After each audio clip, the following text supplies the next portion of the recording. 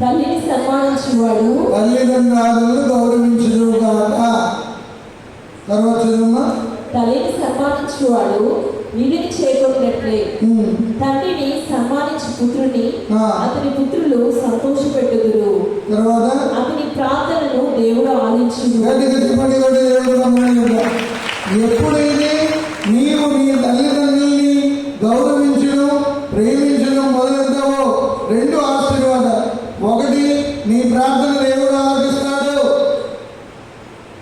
రెండవది, దీర్ఘాయుష్మంతుడు. చదువమ్మా. తండ్రిని ఆదరించువాడు దీర్ఘాయుష్మంతుడగును. గట్టిగా చెప్పండి కూడా దేవుడు ఉన్నాడు. ఇప్పుడు ఆయుష్ ఎవరి దగ్గర పెట్టాడు? తల్లిదండ్రుల దగ్గర. మనం తల్లిదండ్రులతో ఉన్నాడు వెళ్ళిపోతున్నాం. మన ఆయుష్ ఎలా పెరుగుతుంది? ఈ బైబిల్ నేనేం రాయలేదు, ఎప్పుడో రాస్తుంది. ఇప్పుడు చూద్దాం. తోబీతు గ్రంథం 12వ అధ్యాయము 8వ వచనం చదవాలి.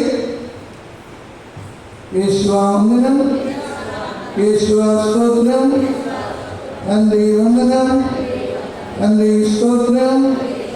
హల్లెలూయా. విసరా ధనమును కూడబెట్టుకుని దుష్ట జీవితం జీవించడం కంటే చిత్తశుద్ధితో ప్రార్థన చేయుట, మంచి జీవితంలో గడుపుచు దాన ధర్మములు చేయుట మెరుగు. అవును. బంగారును కూడబెట్టుకుంట కంటేను దానము చేయుట మేలు. అవును. దానము మేము మృత్యు నుండి కాపాడును. దానము చేయవాడు మృత్యు నుండి కాపాడబడతాడు. నెంబర్ 1. నెంబర్ 2, మీ పాపములెల్లా కడిగివేయును. గట్టిగా చెప్పండి. దానము చేయడం ద్వారా పాపములు పరిహారం అవుతున్నాయి. తల్లిదండ్రుల్ని ఆదరించి ప్రేమించడం ద్వారా పాపాలు పరిహారం అవుతున్నాయి. దానము చేయడం ద్వారా పాపాలు పరిహారం అవుతున్నాయి. పాప సంగీతం ద్వారా పాపాలు పరిహారం అవుతున్నాయి. మంచి పనులు ఇవ్వాలంటే మనం చేయవలసిన కార్యాలు. తర్వాత చదువుతుంది. దానము చేయువారు దీర్ఘాయుష్మంతులగుదురు. గట్టిగా చూడండి. అపోలో హాస్పిటల్కి వెళ్ళి ఆపరేషన్ చేయించుకున్నవాడు దీర్ఘాయుష్మంతుడని చెప్పలేదు. తల్లిదండ్రుల్ని ఆదరించేవాడు దీర్ఘాయుష్మంతుడు, దానము చేయవాడు దీర్ఘాయుష్మంతుడు. ఇక లాస్ట్ పాయింట్ చూద్దాం. హల్లెలూయా, హల్లెలూయా, హల్లెలూయా. యేసువా వందనం, యేసువా స్తోత్రం, తండ్రి వందనం, తండ్రి స్తోత్రం. ఎందుకు ఈ పాయింట్ చెప్తున్నానంటే, ఈరోజు అందరికీ ఆయుష్ తక్కువే, మన పిల్లలకు కానీ. ఎందుకంటే మనం చేస్తున్న కార్యాల ద్వారా దేవునికి బాధ కలిగిస్తూ మనం రకరకాలుగా ఇబ్బందుల్లో పడుతున్నాం. యేసువా వందనం, యేసువా స్తోత్రం, తండ్రి వందనం, తండ్రి స్తోత్రం. ఆత్మదేవా వందనం, ఆత్మదేవా స్తోత్రం, త్రియేక దేవా వందనం, త్రియేక దేవా స్తోత్రం. హల్లెలూయా, హల్లెలూయా. యేసు దివ్య రక్తమే జయము, యేసు దివ్య రక్తమే జయము, యేసు దివ్య రక్తమే జయము, యేసు దివ్య రక్తమే రక్షణ, యేసు దివ్య రక్తమే రక్షణ, యేసు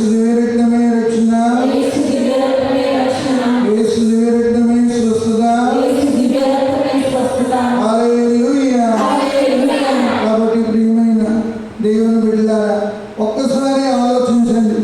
మన ఆయుష్ తరిగిపోతుంది అంటే మనం దేవునితో గడపడం లేదని అర్థం. మన ఆయుష్ తరిగిపోయి మనం దేవుని యొక్క అనుగ్రహాలు కోల్పోతున్నాము.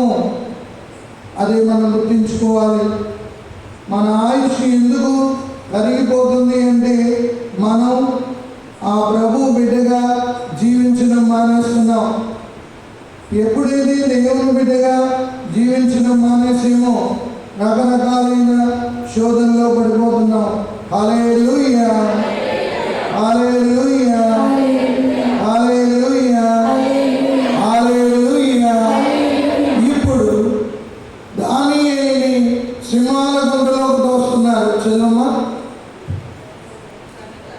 ఉమ్,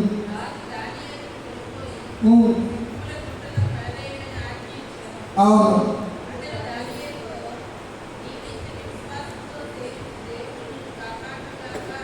ఆ, అంతటా ఒక బండను కొనుగొచ్చి సింహముల గుంట కన్నెముపై పెట్టిరి. ఉమ్, దానియేలునకు సంబంధించిన నియమమును ఎవరును మార్చుకున్నటకు గాను ఆ బండపై రాజముద్రను ప్రముఖుల ముద్రను వేసిరి. ఉమ్, అంతటా రాజు ప్రాసాదమునకు వచ్చి నిద్రలేకయే ఆ రాత్రి గడిపెను. ఉమ్, అతడు ఆహారములను పుచ్చుకొనలేదు, వినోదములను తిలకింపలేదు. మరునాడు వేకువనే రాజు నిద్రలేచి గబగబా సింహముల గుంట కడకు వెళ్ళెను. దాని చెంతకు రాగానే అతడు సజీవుడైన దేవుని సేవించు దానియేలు, నీవింతటి విశ్వాసంతో కొలుచు దేవుడు సింహముల బారి నుండి నిన్ను ఒక్క రక్షించిన. నిమిషం. ఎప్పుడైతే దానియేలుని సింహాల గుండెలోకి వేసారో ఈ మిగతా వాళ్ళు అన్నారు, ఇందాక చదివాం సామెతల గ్రంథం 6వ అధ్యాయంలో కుట్రలు పన్న వాళ్ళందరూ సంతోషించారు. హల్లెలూయా, హల్లెలూయా. వీడి పేరు ఎక్కడైపోయింది, వీడి ప్రార్థనా జీవితాన్ని పడగొట్టేసేమో, ఇక నుండి వీడు ఎట్టి పరిస్థితుల్లో పైకి రాలేడు అని వాళ్ళందరూ దానియేలుని సింహాల గుంటలో తోస్తే, కానీ అక్కడ రాజు ఏమంటున్నాడంటే, నీవు సేవించే దేవుడు నీకు తోడుగా ఉండును గాక. హల్లెలూయా. రాజుకి ఇష్టం లేదు, కానీ ఇతరులు ఉన్న బలవంతం వలన రాజు ఈ కార్యం చేయవలసి వచ్చింది. కొంతమంది తాగడానికి ఇష్టపడరు, ఈ పక్కన ఉన్న వాళ్ళు ప్రోత్సహిస్తారు. ఒరే, రోజు తాగో కదా, ఓ ప్యాక్ వేసుకో. రోజు తాగో కదా, ఈరోజు మహా నీకు ప్రమోషన్ వచ్చింది, ఇన్ని సంవత్సరాలు తాగలేదు, ఒక ప్యాక్ వేసుకో. ఎలా సులువుగా లోబడిపోతాం చూడండి. ఆయన ఏం చేస్తాడు, వాళ్ళ స్నేహితులు ప్రాణ స్నేహితులు మాట కాదలేక తాగుతారు, అక్కడి నుండి అలవాటైపోతారు. హల్లెలూయా, హల్లెలూయా, హల్లెలూయా. సో ఇక్కడ దానియేలు సింహాల గుంటలో దోసేసి తర్వాత రాజు పడుకున్నాడా? చెప్పండి. ఏమి మంచి పని చేసినప్పుడు హ్యాపీగా నిద్రపోతాం, చెడు పని చేసినప్పుడు చెడ్డవాడికి అన్యాయం జరిగిన మంచివాడికి అన్యాయం జరిగినప్పుడు మనకు నిద్ర పట్టదు. హల్లెలూయా, హల్లెలూయా. ఒక పుణ్యకార్యం చేయి, ఒక మంచి పని చేయి, ఆ రోజు ఇంటికి వెళ్ళాక హాయిగా నిద్రపోగలవు. ఎప్పుడైతే మనం ఊహించిన సంఘటన జరిగిందో నిద్ర రమ్మన్నా రాదు. హల్లెలూయా, యేసువా వందనం. రాజు రెండు కార్యాలు చేసి నిద్రపోలేదు, ఆహారం భుజించలేదు, వినోదాలకు వెళ్ళలేదు. హల్లెలూయా. ఈ మూడు కార్యాలు చేయలేదు. ఈ మూడు పనులు ఎప్పుడు చేద్దాం? సంతోషంగా ఉన్నప్పుడు. వెన్ వీఆర్ హ్యాపీ, మనం ఏంటి, మంచి బిర్యానీ తింటాం, మంచి ప్రోగ్రామ్ చూస్తాం, ఆ తర్వాత హ్యాపీగా నిద్రపోతాం. అవునా కదా? ఇక రాజు ఈ మూడు కార్యాలు చేయలేదు. ఎందుకంటే రాజుకు తెలుసు దానియేలు మహాభక్తుడిని. గట్టిగా చెప్పడం. హల్లెలూయా, హల్లెలూయా, హల్లెలూయా. యేసువా వందనం, యేసువా స్తోత్రం. కానీ తెల్లవారుజామున లేస్తాడు రాజు. తర్వాత చదువుమా. ఉదయాన్నే బయలుదేరి సింహాల గుంటలో ఉన్న సింహాల గుంట కడకు వెళ్ళాను. వెళ్ళాడు. దాని చెంతకు రాగానే అతడు సజీవుడైన దేవుని సేవించు దానియేలు, నీవింతటి విశ్వాసంతో కొలుచు దేవుడు సింహముల బారి నుండి నిన్ను రక్షించిన అని ఆందోళనతో అడిగాను. అది చూడండి, ఎంత మంచి రాజు. ఆయన అనవసరంగా వీళ్ళు శాస్త్రాలు తయారు చేసేటట్టుగా భక్తుల్ని సింహాల గుంటలో వేసేటట్టుగా చేశారు. అందుకే మనం ఏం చేయాలంటే మన నాయకుల కోసం మనం తప్పనిసరిగా ప్రార్థించాలి. చాలా మంది ఏమనుకుంటారంటే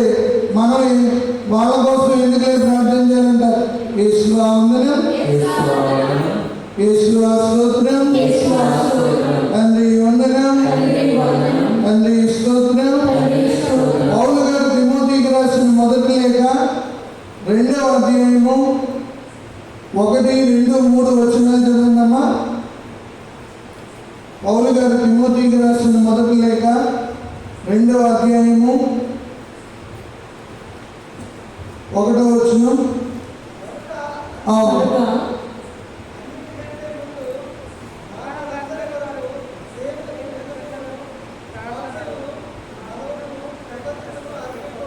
కనుక మైకులో చెప్తారు. కనుక అన్నిటికంటే ముందు మానవులందరి కొరకు దేవులకు విన్నపములను, ప్రార్థనలను, మనవులను, కృతజ్ఞతలను అర్పింపవలెనని. ఏం చేయాలి? 4 కార్యాలు చేయాలి. ఫలించే చెట్టుగా మంచి ఫలాలు ఇవ్వాలంటే మొదటగా మానవులందరి కొరకు దేవునికి విన్నపాలు చేయాలి. హల్లెలూయా, హల్లెలూయా. ప్రతిరోజు మనం మానవులందరి కొరకు ప్రార్థన చేయాలి. తర్వాత విన్నపములు, ప్రార్థనలు, మనవులను, కృతజ్ఞతలను అర్పించాలి. 4 కార్యాలు ఏంటి? మొదటగా విన్నపాలు, రెండవది ప్రార్థనలు, మూడవది మనవులు అంటే రిక్వెస్ట్లు, 4వది కృతజ్ఞతలు చేయాలి. ఇవి ఎందుకు చేయాలి ఫాదర్ అంటే 2వ వచనం, మనము సత్ప్రవర్తనతోనూ సంపూర్ణమగు దైవభక్తితోనూ ఎట్టి ఒడిదుడుకులు లేని ప్రశాంత జీవితము గడుపుటకై రాజుల కొరకును తదితర అధికారులందరి కొరకును అట్టి ప్రార్థనలు సరిపోవలేను. మన రాజుల కొరకు ప్రార్థిస్తున్నామా? ఇప్పుడు రాజులు లేరు, ఓన్లీ నాయకులే ఉన్నారు కదా. అంటే మన నాయకుల కోసం మనం ప్రార్థన చేయాలి. ఎందుకు అంటే వాళ్ళు గంటలుగా ఉండకూడదు, పిచ్చోళ్ళు నాయకులు కాకూడదు, పక్షపాతం కలిగిన వాళ్ళు నాయకులు కాకూడదు, దుర్బుద్ధి గల వాళ్ళు నాయకులు కాకూడదు. నాకు ఇప్పటికీ బాగుంది. నేను ఎంతో చదివేటప్పుడు హిందీలో ఒక లెసన్ ఉండేది. ఆంధ్రేయ నగరి అంటే చీకటి రాజ్యము. ఆ రాజు ఏం చేసేవాడు? పగలందరినీ పడుకోమనేవాడు, రాత్రులందరినీ పనిలో కలుగుకునేవాడు. చూడండి, ఆంధ్రేయ నగరి.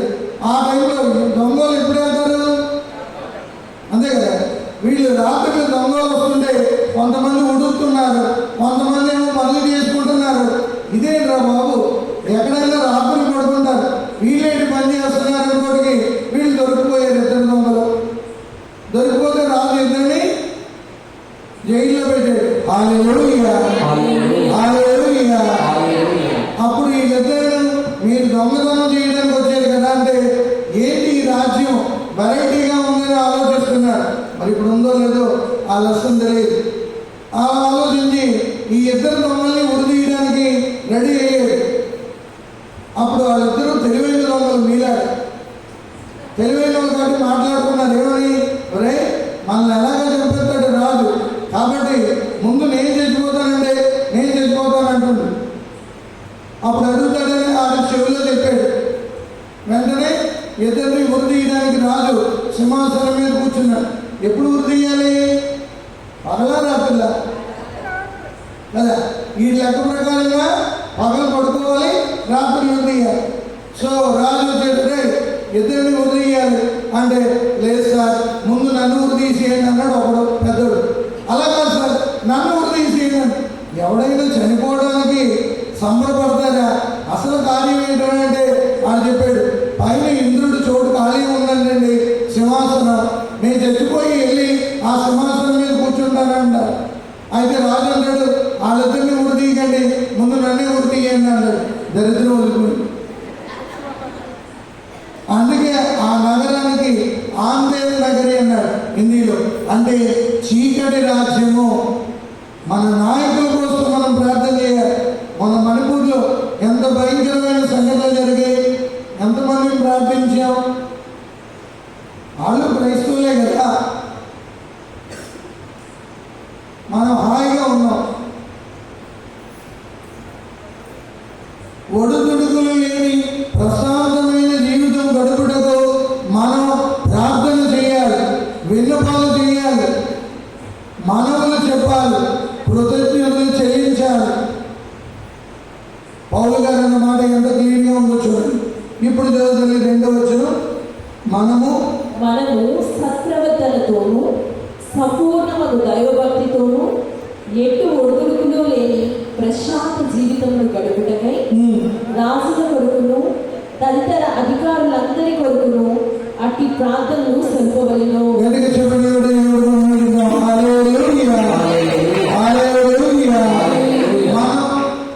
మనలో వచ్చిన బాధ ఏంటంటే క్యాథలిక్లు ఎవరు వ్యక్తిగతంగా ప్రార్థన చేయరు. బాప్టిస్టులు చేస్తారు, లూథరన్లు చేస్తారు, ప్రొటెస్టెంట్లు చేస్తారు. వాళ్ళు ప్రార్థన చేస్తే గంటలు తరబడి చేస్తారు. వాళ్ళు మొదలు పెడితే ఆపరు, మనం ఓపెన్ చేయము అవుతుంది. హల్లెలూయా. మనకు వచ్చిన పోయే కాలం ఇదే కదా. వాళ్ళు మొదలెట్టారంటే ఆపరు. ఒకసారి కొడుకు అడుగుతున్నాడంట, నాన్న మన పాస్టర్ గారు ప్రసంగం చెప్పి మొదలెట్టి గంట అయింది ఇంకా అవ్వలేదు అంటే, ఆయన మొదలెట్టారు ఆపడం తెలియక వెళ్ళిపోతున్నాడు అన్నాడు.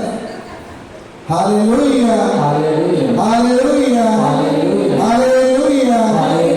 మనం ప్రార్థన చేయమంటే మనసులో చేస్తున్నానండి, ఇది ఒక సాకు. మనసులో చేస్తున్నానండి.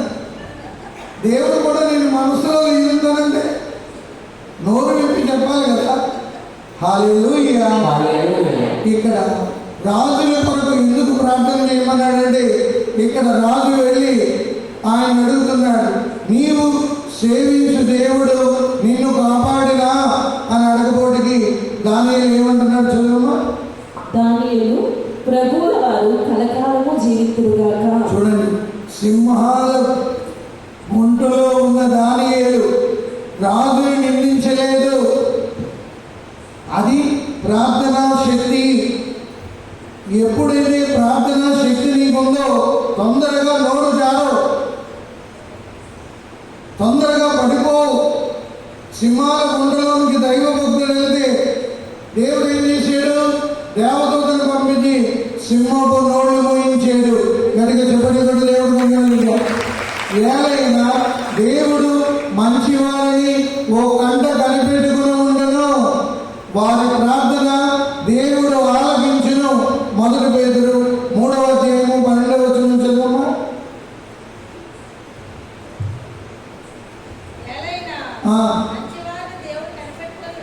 అవును, అవును. దుష్టులకు దేవుడు విరోధి అగును. హల్లెలూయా. చూడండి ప్రియమైన దేవుని బిడ్డలారా, దానియేలుని ఓ కంట కనిపెట్టుకునే ఉన్నాడు. కారణం, రోజుకు 3 సార్లు ప్రార్థించాడు, మంచి చెట్టుగా నిలబడ్డాడు. మనం ఎక్కడికి వెళ్ళిన ప్రసంగం అలా అక్కడికే రావాలి, దారి తప్పి వెళ్ళిపోకూడదు. ఏదైనా దేవుడు మంచి వారిని కనిపెట్టుకుని ఉంటాడు. అందుకే కదా ఆయన ఉన్నాడు. దానియేలు సింహాల గుంటలోకి వెళ్ళాక భయపడలేదు. ఏంటి ప్రభువా, నేను ప్రార్థించడమే తప్ప అని దేవుణ్ణి నిందించలేదు, తనను తాను నిందించుకోలేదు,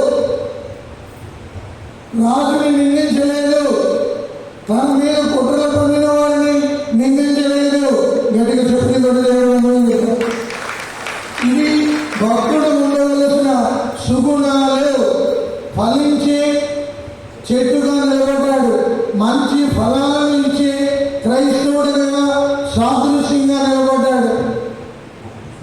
మనకి చిన్న కష్టం వస్తే, నేను ఇన్ని వారాలు దేవుడి దగ్గరికి వెళ్తున్నానమ్మా, దేవుడు నాకు ఏం చేశాడు, నేను ఎందుకు ప్రార్థన చేయాలి, నాకు ఇలాంటి దాపుకోత భర్త ఎందుకు రావాలి, లేకపోతే నాకు ఎందుకు అయ్యేది భార్య రావాలి, నాకెందుకు పొగరుబోతు కొడుకు రావాలి అని ప్రార్థన మీద మనం విసిగెత్తిపోతాం. హల్లెలూయా. ఒకసారి అందరూ లేచి నిలబడదాం. ప్రియులారా, దేవుని ముఖ్యమైన సందేశంలో వెళ్తున్నాం. ఎన్నిసార్లు నిన్ను నీవు ఏం చేసావు? నిందించుకున్నావు. హల్లెలూయా, హల్లెలూయా. యేసువా వందనం, యేసువా స్తోత్రం, తండ్రి వందనం, తండ్రి స్తోత్రం, ఆత్మదేవా వందనం. హల్లెలూయా, హల్లెలూయా. హృదయం నిండా నీవు ఉంటే వేరే వ్యక్తి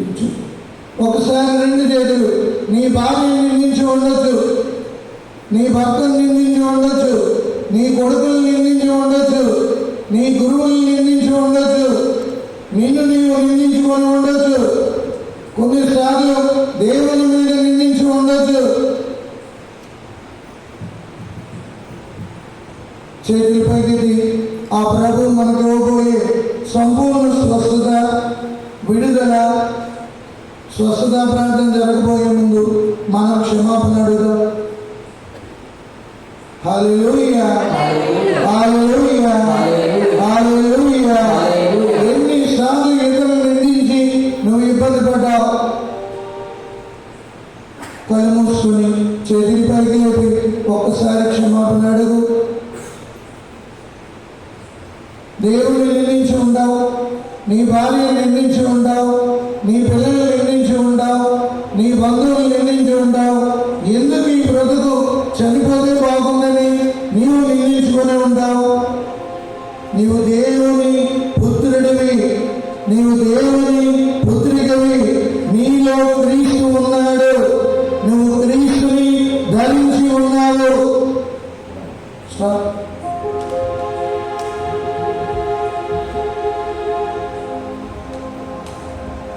ఎన్నిసార్లు నీవు నిందించుకొని ఉండి దేవుని అనుగ్రహాలు కోల్పోయి ఉన్నావో?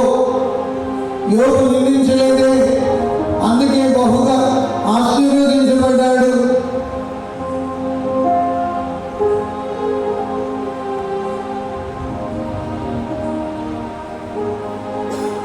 అడగండి ప్రభుని, నేను దేవుని వరాలను కోల్పోయాను తండ్రి,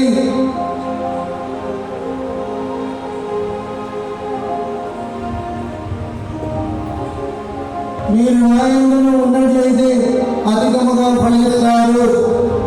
కళ్ళు మూసుకొని ఆ సుప్రసాద ప్రభువుని అడగండి.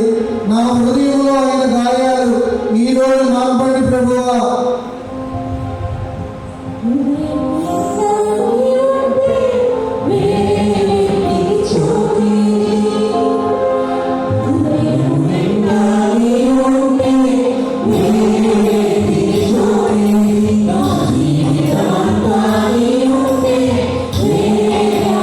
Yeah.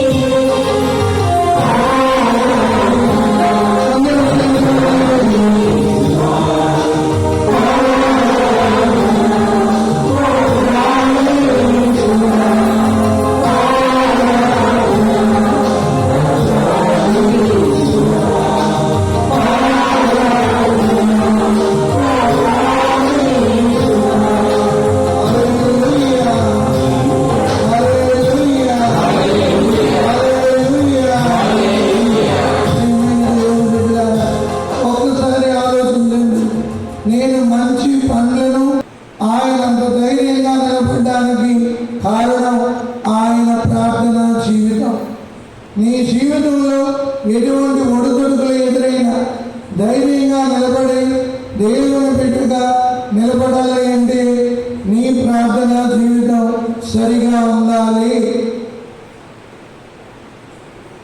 సింహాల గొంతులో ఉంటూ దానియేలు ఏమంటున్నాడు? ప్రభువుల వారు దీవించబడుదురుగాక. కష్టాల్లో ఉండి కూడా ఎలాంటి మాటలు వాడుతున్నాడు? మన కష్టాల్లో ఉంటే ఏం దేవుడే, ఎన్నిసార్లు ప్రార్థన చేసినా, ఎన్నిసార్లు పూజా బలులు అర్పించినా మా జీవితాల్లో మార్పు లేదని పెదవి విరుస్తున్నాం, ఆశీర్వాదాలు కోల్పోతుంటాం. హల్లెలూయా.